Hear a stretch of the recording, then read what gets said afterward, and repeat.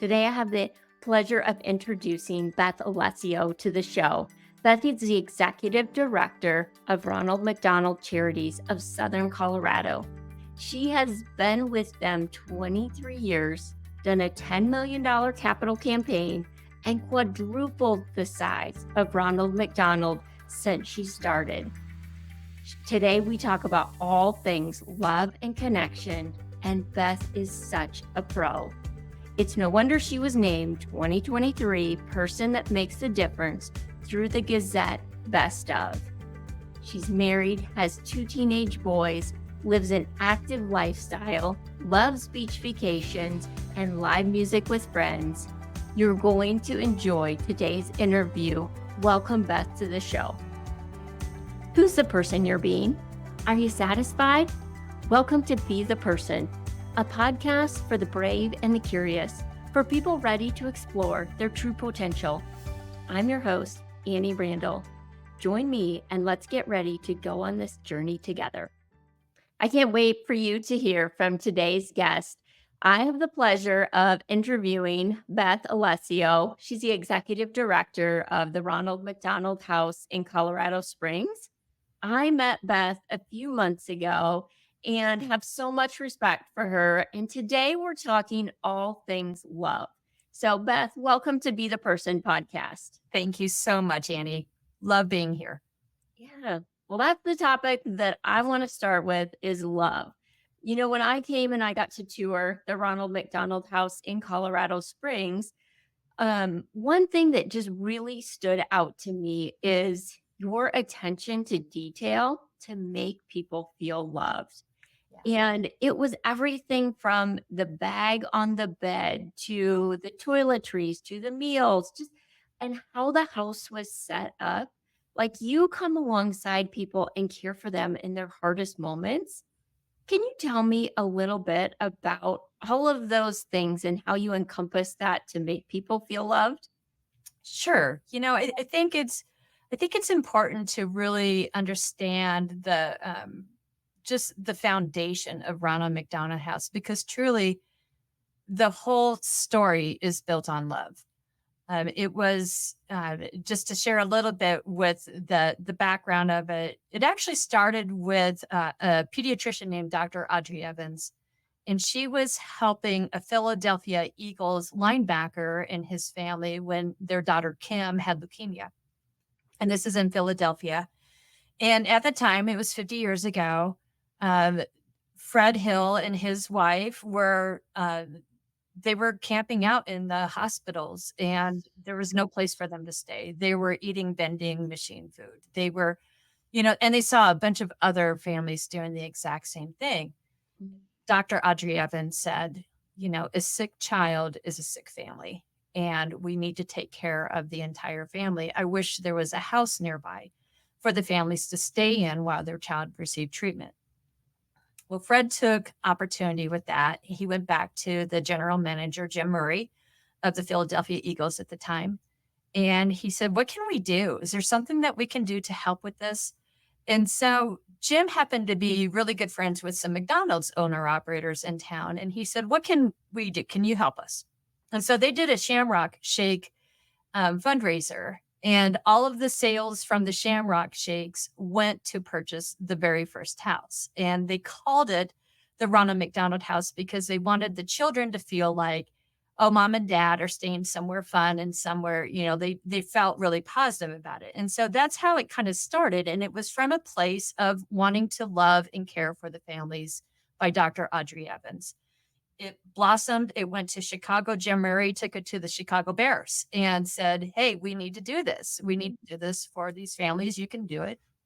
And so they did. They partnered again with McDonald's. And from there, McDonald's says, we think we can take this and we can start something. And so 50 years ago, that's how Ronald McDonald House Charities started. It was built with the premise and with the term, the house that love built. And so there was always a key to the word love. Personally, I can tell you the first time I walked through the doors, and this was the old Ronald McDonald House that was like a Victorian down by Memorial Hospital Central, built in 1907. So just think of like an old bed and breakfast per se. I honestly was very nervous to walk in the doors. I was scared that I was going to emotionally have a very hard time seeing sick children, seeing families in distress.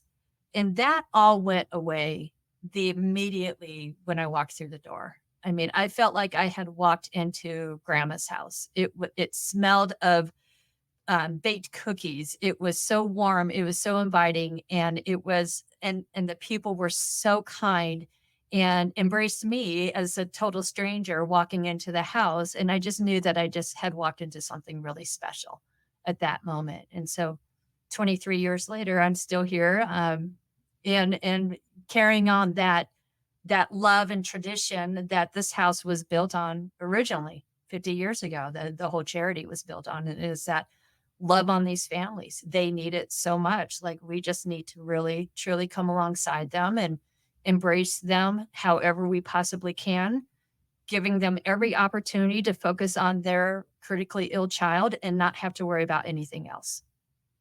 Yeah. So that's what we do. And I think you do it so well. So it was really fun to see that. And honestly, I didn't know part of that story on how Ronald McDonald House started. So thank you for sharing that. Sure. Yeah. And, obviously, that is the main focus of the children, the families. And again, it's evident that that is what the organization does. But I know you're also responsible for a big staff and a lot of volunteers. And speaking personally, that can be the most joyful part of the job, and it can be the most challenging when you run an organization. Any keys on just loving people that work for you so they can go out and do the same for other people? Yeah. Well, first off, we have a business philosophy and a culture here that truly again is all about love. It's respecting everyone. It's making sure that we're here for the mission, for our families, that we work together. We work in a capacity where we're always thinking about what's in the best interest of the charity, what's in the best interest of the families. And if we come with that mindset and the people that come alongside us, whether they're staff or they're volunteers or board members, they engage in that culture. They agree to that culture, and that culture makes the whole team dynamic. Um, I really feel very blessed that we have such a strong culture that everyone embraces. When you're in nonprofit, a lot of the people that are coming to you, you know, they're caretakers. They're caretakers by trade. That's who they are. They want to be helping other people. And so we want to make sure that they feel empowered in their job to do that, because there's so much reward in helping other people, that we want them to feel like they can do a lot within their jobs. They can use their creativity. We walk with grace with every single person, and we're all human. And we really relate to that we can all screw up. We can all have our days. We can all have our moods. We get it. And so there's a lot of forgiveness and grace with one another, and then also just lifting each other up. It's hard work. It's rewarding work. And we have the best people that walk in the doors that have all the best intentions to do well. And so we want to make sure that they feel like they are equally as loved and supported as they support other people. I listened to a webinar this week and it was exactly that. It was the quote that stood out to me was culture trumps strategy, or culture eats strategy for breakfast, which I would agree. Like the Yes. culture of the organization is so important, and just helping people understand the bigger purpose of why and the purpose of what they do in the organization and also what the organization does.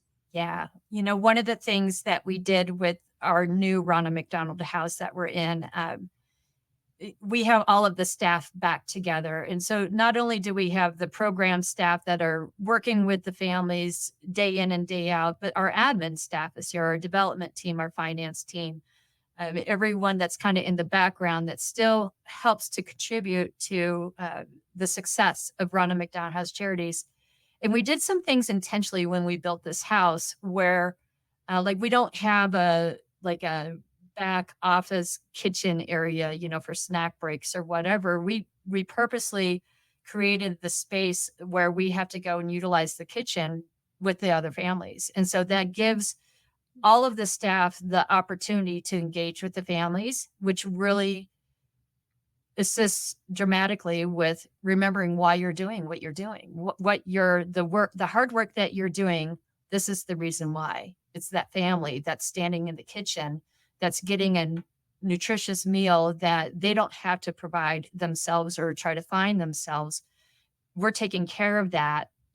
And so everything that we do, we're able to see that as we walk through the house and we see our families engaging in the house. And it just really helps us just to keep track of our mission and keep on that culture and make sure that we're providing what we need to. So cool. That's such a great, I don't know, just way to do that. You had mentioned that you have been doing this for 23 years. And I know that working in nonprofit is hard and you're continually giving. And I've also seen a lot of people burn out here. Yeah. Tell me about ways that maybe you have personally avoided burnout or ways that you've seen others.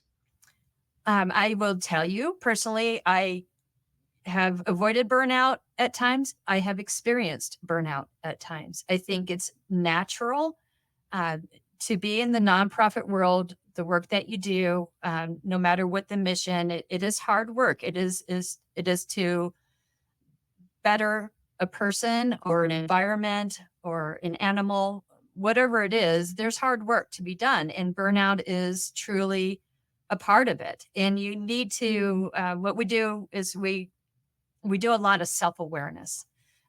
We do a lot of check-ins. We do a lot of focus on making sure that our staff are doing self-care.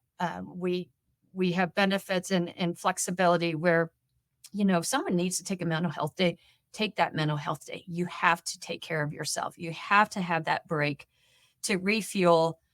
You have to be able to care for yourself. It's that old, the old story of like, you have to put on your own oxygen mask first before you can give oxygen to another person. And so we really hone in on that. And when we see that we're like, oh boy, we're feeling the burnout, or we see one of our teammates, we come alongside and say, how are you taking care? What do you need to do to take care of yourself to move through this and to regroup and re-energize? And that's a big part of any nonprofit is you have to have that component. And I'll tell you, Annie, that's hard, especially with a whole bunch of empaths, which is what, nonprofits are. They draw empaths. People want to care for other people. They are comfortable with caring for other people, and it's harder to care for yourself. And so it is a conversation we're having often. It's themes that we have. It's like, how do you practice gratitude? How do you do self-care? What are the different ways of looking at self-care and what works for you? And everyone has a different journey in that. And they have to really look at what is the healthy ways that they can care for themselves so that they can continue on and not burn out.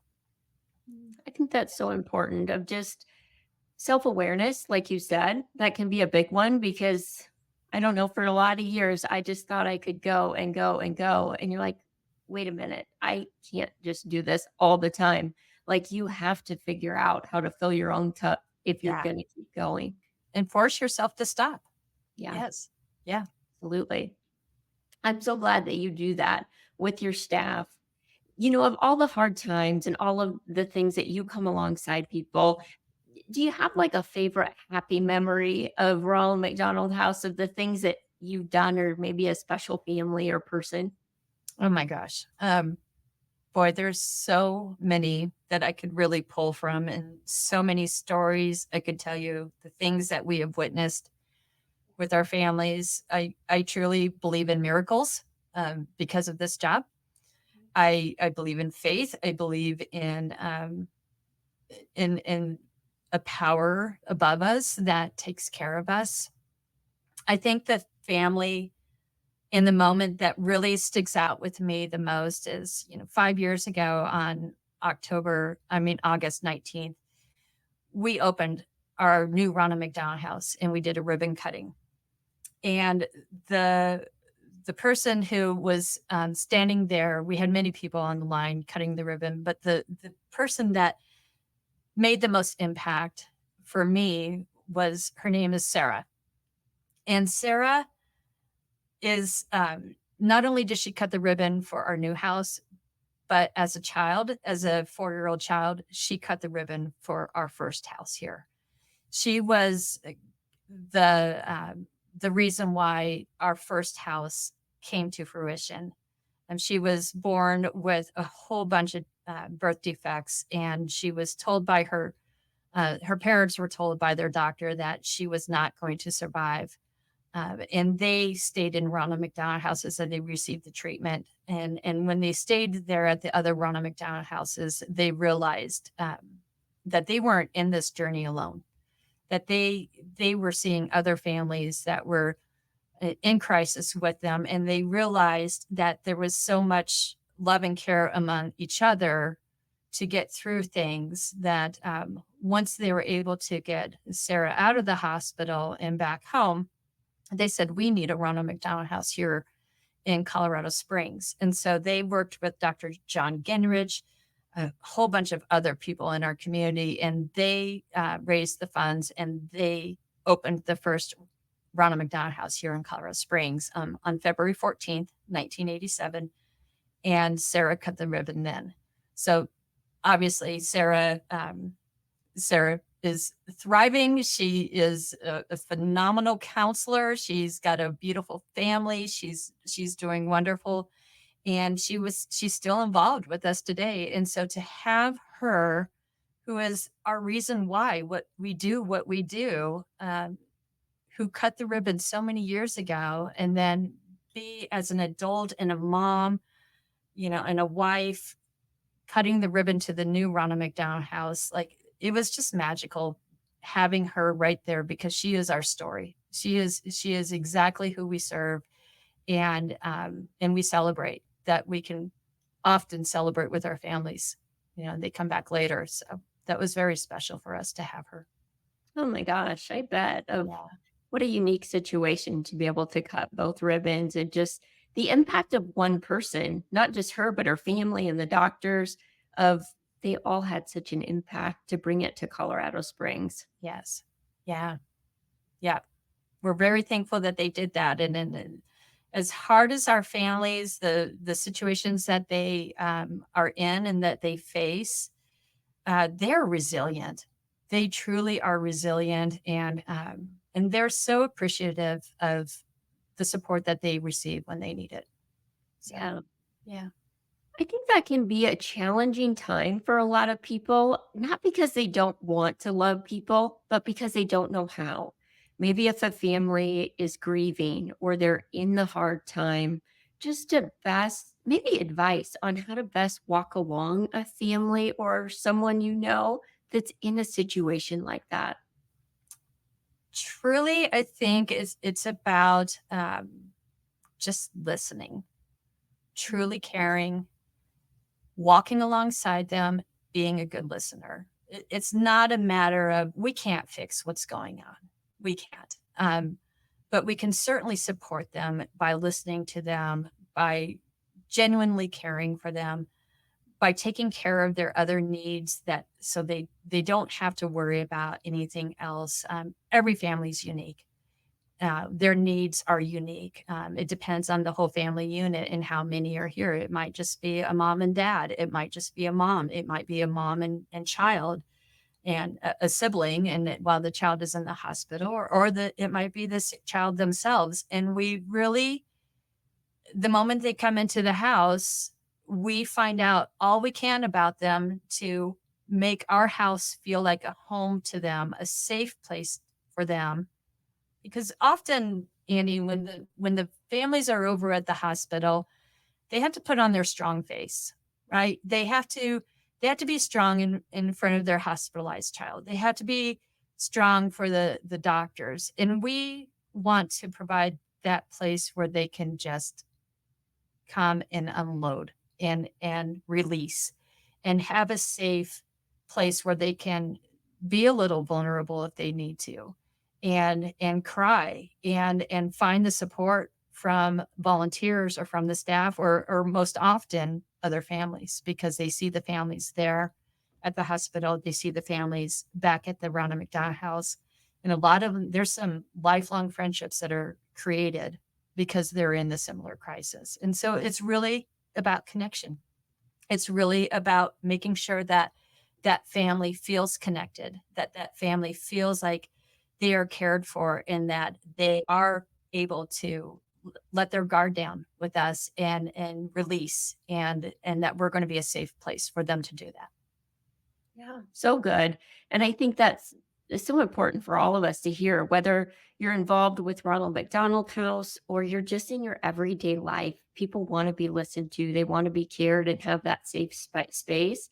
I know at Orange Theory, that's a big thing for us too, of creating that for Yeah. people, because although it's a totally different situation, like they need to feel safe to make health changes, or your friends need to feel listened to. And again, I just think people don't step into that space because they're afraid. What if I don't know what to say? But it's not you knowing what to say. I think No. it's just having ears to listen and a heart to care. Right, right, and that's truly, I think especially as women and mothers, we want to fix, right? Especially when our kiddos are hurting, we are like, oh, we got to fix this for them. We got to fix this, and this is certainly nothing that we can fix, and we share that with one another. We share that with new volunteers. You're not here to fix. You're just here to help and help them heal. And that's simply by being here and caring for them. And so it's almost lets you off the hook, to say like, oh, I can't fix this. I know I can't fix this. I accept that, but I can care and I can listen and I can ask how their day is going, and then I can tune in and take a moment and just stop and be there for them. That's truly what we all need, isn't it? It's really often what we all need. Such a good lens to look through. You mentioned volunteers, and I had the opportunity to go and serve a meal, like you cook it and serve it. And our team is coming in September, our leadership team at Orange Theory, which I'm super excited about to do that with them. I know that's just one little way that people can help. How else, like if they want to be involved in your community, what are other ways that you look for help for volunteers? In a million different ways we do. And so I'll speak a little bit about that meals program, because I think that is one of the most meaningful ways that volunteers can get involved. And like you're bringing your group in from Orange Theory, we have families that come in, we have church groups that come in, we have other businesses, service groups, a whole bunch of people come in. Our goal is to really serve these families a different nutritious meal every single night. They're in crisis. And anyone that's been in crisis, you know that you're in survival mode.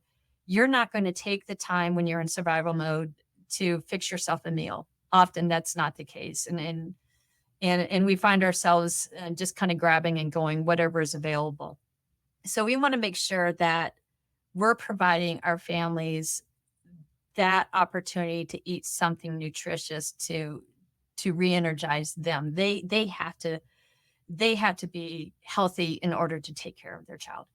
And so that meal program is so important, because without a meal here, they typically won't eat, or they'll just grab a brownie or, some junk food that they can grab really quick. And so that's a huge way to help support our families. But volunteers are our lifeline. And I say that with the greatest importance, that they truly are a lifeline. We have over 200 volunteers. And those volunteers do a whole bunch of things. They're the people that are sitting at the desk when the family or guests come in. They're the first to greet them. They're the first to welcome them in. They are the first impression. They are volunteers that help us with cleaning. We cannot have a clean enough environment when we have these kiddos in the hospital. Like, we got to make sure that we're cleaning on top of cleaning. And that's what it kind of feels like sometimes, but it's so important that it is clean for our families. We have groups that come in and they help decorate this place is beautiful and magical at Christmas time. Like, I love how we have amazing volunteers that do really great job decorating. Like, I always kind of go home and compare my own house going, "Eef, I gotta up my game here." But it's just, they try to create, peaceful, beautiful, magical. We decorate for all the different holidays, and really just try to provide some normalcy for them. Baking is another one, organizing, helping in the garden. I can name it all. We also have a Ronald McDonald Family Room, which is another program of ours that's under our umbrella. It's like a small home inside the hospital, inside Children's Hospital. And it's a respite where the families can not have to leave the hospital, but go downstairs and they can rest, they can grab a bite to eat, they can rejuvenate, refuel, and get right back.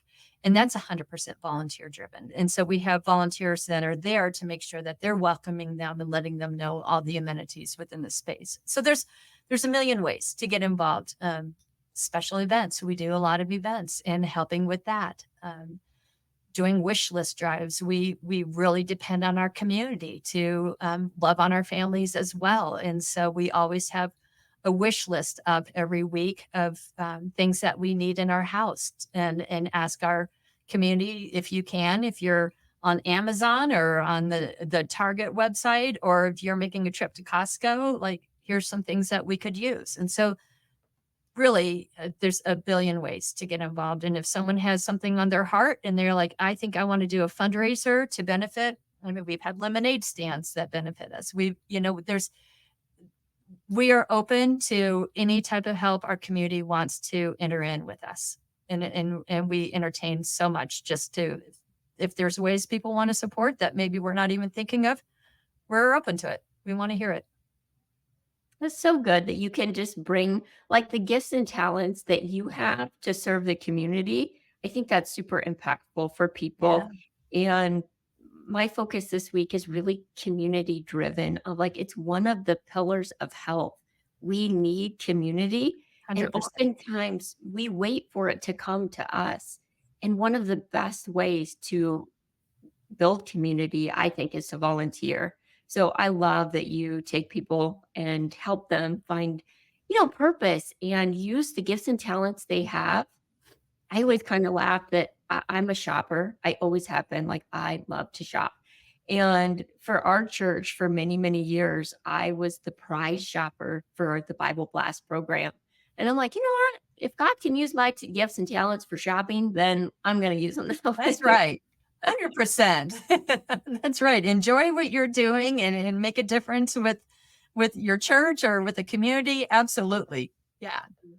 Win-win. Yeah, I would think that if you're listening and you're thinking, gosh, I want to get involved, I can't. I just tell you that this is, I think, the perfect place to do that. Whether you're in Colorado Springs or maybe you're somewhere else in the country, there are so many different Ronald McDonald houses. I think yours is very special. But I know we have people from all over listening. Yeah, and it's truly every single house. I think volunteers feel really blessed to be a part of it. I do. I think there's so much self-reward in giving back and helping a complete stranger that's in a hard time. There's, some people do it and they say, I feel selfish because I get so much out of this myself that I just want to keep giving. But, the reward for that other person as well is it's just magical. It truly is, watching it all unfold and see a community come together and rally.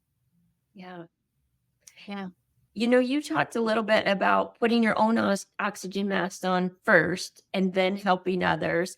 And I always think that comes back to health too, because you can't get what you don't have. So I know community is one of the keys that you bring alongside Ronald McDonald House. But for you personally, what are some other like non-negotiables for health that are really important to you? So I want to share, that's been a journey for me. It really has. I've faced my own medical issues about 5 years ago that took me down a path that I wasn't expecting to go down. I am the sandwich generation where I have teenage boys and I have elderly parents. And I'm seeing some of the mental health issues within our community, just within my own family, um, with both my boys and my parents. And I see their issues as they're now in their 80s, and it's really opened my eyes to my own personal responsibility of taking care of my health. And so as I go through it, I like to do, I do theme songs every year for myself. I don't know if that's silly or not. Music's a big part of my own personal therapy. I love music, especially live music. Um, so So I'm a Foo Fighters fan. Oh, Some okay. people might go, "Oh, that's Foo Fighters," but they have a song called "Walk," and the song is about learning to walk again. And and I use that song in terms of I'm learning to walk again. I'm learning to walk through every phase of my life and through the different experiences I've had personally, what my kids have had, and what my parents have had, and to understand what that means for me personally that I need to do in my own journey and my own walking. And so this past year and a half, I have really truly focused on my mental well-being. I think it's really important. I live up in the woods, um, near Fox Run Park, and so walking in the woods is a huge one for me. It clears my head. It's being outside. It's smelling the woods. It's being in nature is a huge um, health benefit for me in many different ways. I'm learning to do HIT. Like I've never done HIT in my life. Like the high, I don't even know what it means, Annie. High interval intensive training. Did I get it right? Or Yeah, high intensity interval okay, training. I got to switch. Yeah. Okay, got it. Um, I've been doing that and I'm seeing the benefits of that. I'm eating health. I'm very aware and cognizant of what I'm eating and making sure that I am making healthy choices. Not 100% of the time, because I feel like that's not healthy for me either. I need to splurge and indulge in some chocolate cake every now and then or ice cream. But I'm learning and being again self-aware and understanding what I need to do to make sure that my health is optimal and in the space and the opportunities that I can do it while I work full time, take care of kiddos, take care of parents, and making sure that myself is a priority within that and carving out that time and making sure it happens. I think that's key. And for so many years, I would not do that. I wouldn't make the time for myself. It was everyone else's needs before me. There was a time that I thought self-care was I put lotion on.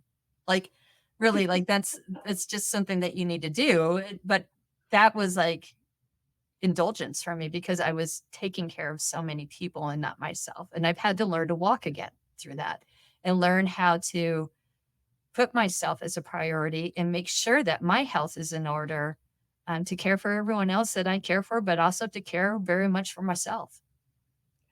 Sometimes tricky. Absolutely. Very tricky. I appreciate you sharing that because honestly, I think a lot of people would look at you today and you look healthy, you make it seem easy from afar, and just saying, like, no, it's not. It's really an intentional choice and something I'm having to learn to do. Yeah. Um, I think maybe gives hope for a lot of people listening, like, oh, okay, it's not that easy, but yet with intention, I can do this. And it's baby steps, like, and it's just really when I came to this realization that I better start now. I want to be optimal. I want to have optimal health. And I got to start now, but how do you start? Like sometimes that's the hardest part is just starting. And so, and my advice to anyone that's going, oh yeah, I resonate with this. Like I get this so much. just start one thing. And that, once you start moving into that direction where you've got that down and it's now a pattern, it's now a part of your daily routine or your weekly routine, then you add another thing. And it's a slow addition to get you to that point. At least for me, that's how it's worked for me. If when I have done it the other way where I'm like, I'm diving full blown in and I'm doing all of this right now, I don't keep with it. And I've learned that this is a lifestyle. This is not like a diet or an exercise program that I'm now going to do and I'm going to do for the next 6 months. And my goal is to lose this. And then I'm going to go right back to all of my old bad habits.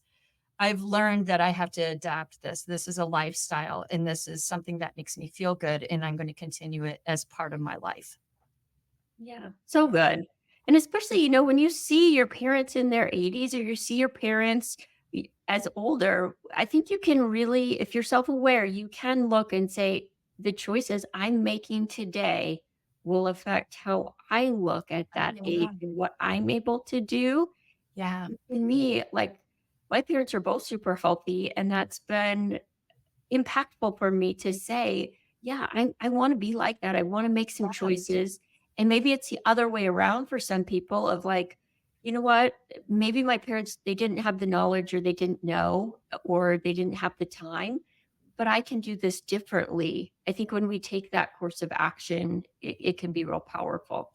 Absolutely. And it's your choice. It's your choice to make those decisions and to empower yourself to make those decisions and to carry yourself and hopefully with some supportive people around you that lift you and want you to succeed as well. So which is what I love about learning about Orange Theory. I'm not trying to plug you, but I am because I think it's really unique what you do there. I know some of the people that go to your North location and that community to help cheer everyone on. And it helps people to move through their goals and their lifestyle choices that they want to make and be healthy for themselves, but then also for those around them.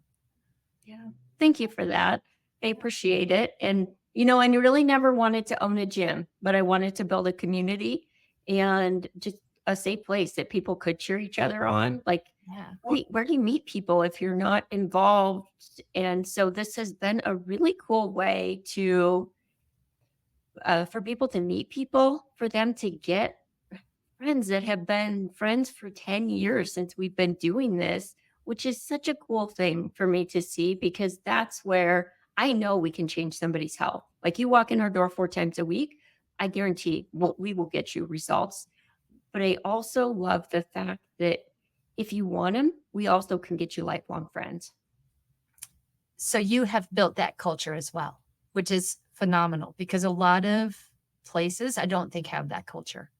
I've been a part of many different gym memberships where there's, you kind of walk through the aisle and go down the hallway to where you're going and there's no eye contact and people are in their own little worlds and their own little spaces. And there's not a community that's been created. And so I think that's really unique and special what you've done there. Thank you. Yeah, it's been intentional. It's been, that culture, it's hard to create. It's like you have to live it out, talk about it, be the visionary. And for me, that's always been my part of life. And I think what I do at Orange Theory, like this is what we're going to create. And I have such an incredible team that will come alongside because they do a lot of the hard work day in and day out to make that all happen. It's amazing. Good stuff. Yeah.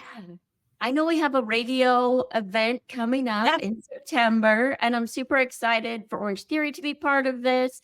But tell us a little bit about this because this episode is going to air on that Tuesday. Okay. And then the following Friday will be the event. Can you talk to us a little bit about that? Yeah, 100%. So historically, we have done a radiothon every year, and we've done it with 95.1 in the most recent years. But we wanted to do something different, and it's around building community. And so this is a radiothon per se, but it's more of a celebration and it's more of an invitation. where we're inviting the whole community to come in to Ronald McDonald House that day, get to know who we are, get to know, take a tour, uh, get fed. We're going to have food trucks here. We're going to have sponsors sharing why they're a part of what we do, games out back, just really building community within our own house. We have a really beautiful house. It's 25,000 square feet and it's got a great backyard. And we just want our community to be invited in, get to know us, but also know each other. One of the things that this event is, it's one of the 1,000 neighborhood gatherings that our city is hosting. And the purpose of the 1,000 neighborhood gatherings is to allow neighbors to get to know one another. Because there's research that proves that if you know 6 or more of your neighbors, your mental health is much better because you have a support system. You have people that know you and may check on you, and likewise you can do the same for someone else. And so this celebration is also that we've been here now up in the northeast part of Colorado Springs for 5 years. However, 6 months after we opened our doors, COVID hit, and that changed the landscape of things for quite a few years. And now we're at a place that we feel like we can invite our community in. We want to get to know our neighbors and also let our neighbors get to know each other. And so this is a true celebration all day long. We have 6 radio stations that are supporting the event, that are going to be airing about it. We have Fox News is going to be doing their part of their morning show with us. So there's media attention as well. And then at the end of the day, we're doing a ribbon cutting for our legacy wall, which is a new wall and a new way for people to want to contribute in substantial ways to help sustain the organization for years and years to come. So it's just a full day of love and community, celebration and fun. And we're really looking forward to it. It's September 13th, Friday the 13th, but we're going to make it all about being positive and being great. So some good luck for us on Friday the 13th. Yes. If you are in the Colorado Springs community, you need to go by the house. It's such a cool experience. You just have no idea what happens or the amazing atmosphere that's in there and what they do. I would just highly recommend coming that day because I think you will be blown away. I know that I was when I came. Yeah, thank you. Thank you. I always love to wrap up, Beth, with favorite books, 1 or 2 favorite books. They can be fiction, nonfiction. Give us some of your favorites. Right now, I will share this about myself. I am not a good reader. I am slightly dyslexic, always have been. And so it's not truly a way for me to relax because I have to focus so hard on what I'm seeing. And I've only taught myself that. I've never been supported with that. It's just something I've adjusted to. So I'm not a huge reader, but I'm really, again, kind of going back to that health. I'm really into Dr. Peter Attia's Optimal, or Outlive is the name of his book. That's really truly talking about medicine 3.0, which is moving from the medicine that we all have grown up with and done all of our lives to the next move in medicine and the personal responsibility behind that. And I just find the way that he talks fascinating. His stories are fascinating. And it's just really eye-opening and motivating, very motivating. And so I like to do, if I do read, it's more about self-help type of books, or Brene Brown. I love her. I love watching her probably more than reading her, but yeah, that's the type of books that I really kind of engage in is that. Outlive is on my list to read. I haven't listened to, or haven't read that one yet. I often listen to Dr. Peter Attia. I like him as well, and just what he talks about. Yeah. So good. Yeah. What is the best way? Because I know people are going to hear this. They're going to want to connect with you. They're going to want to connect with the Ronald McDonald House. What is the best way for them to do that? However they feel is the easiest for them. Some people, it's if they drive by, and we've had this happen. People have said, I drive by every day. I just decided to drop in. Drop in. We will welcome that. We can share information. We can meet you face to face and share ways to get involved. If it's via phone, our phone number is 719-471-1814. And we're open pretty much 9 to 9. So we're answering our phones during that time frame. Our website, there's ways to contact us through the website, email, all of it. We have so many ways to access us that we say, do what works for you. And so if it's an email, if it's, through the website, or if it's physically walking in our doors, we welcome you. Like, we would love to have that introduction. Perfect. And I'll put all of that in the show notes, but I really appreciate you being on today. You just sharing your passion, what you do, how we can get involved. So I think it's just super helpful and how it's created in love. Thank you for that. Thank you. Thank you so much for the opportunity. We truly appreciate it. Thank you all for tuning in to Be the Person podcast. I appreciate you listening. If you have someone that could benefit from this, please share with them. If they could serve or know more about the Ronald McDonald House, or just how to love people more, please share. And as always, it would mean the world to me if you would give us a 5-star review. Thanks so much for joining today. I have a new protein bar that I just love. Aloha protein bars. They have tons of flavors. My favorite is peanut butter cup. It gives me my chocolate fix for the day. It's gluten and dairy free. It's plant-based, which I know you're thinking that does not sound good, but it is delicious. It comes in snack size, regular size, and I have both in my cabinet at all times. Check out the link in the show notes for 20% off your first order.